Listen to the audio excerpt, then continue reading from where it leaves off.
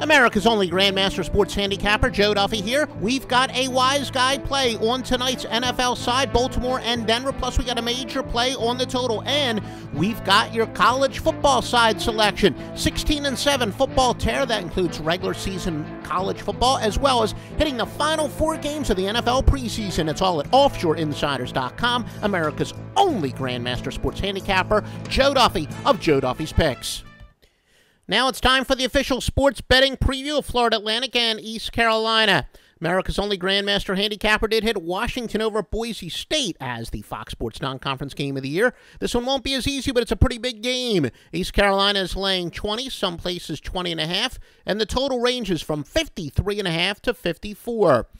Now, scouting reports tell offshoreinsiders.com that East Carolina very deep at wide receiver. 10 players catching a pass in their home opener to Old Dominion, which the Pirates accumulated 447 total passing yards. Now, for bettors who believe in opening up a new conference supplies extra motivation and tangible, some people may say, especially as a big underdog, FAU is a new Conference USA member. Florida Atlantic, however, is much faster on defense than Old Dominion was last week for the big favorites, the team that the big favorites faced. However, they have a two-headed, inexperienced quarterback monster running the high-powered spread offense.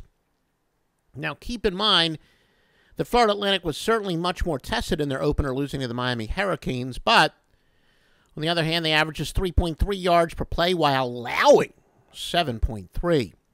Heading back to last season, the Owls have gone 3 straight games of allowing 30 or more points. East Carolina returns 8 starters on a potent offense.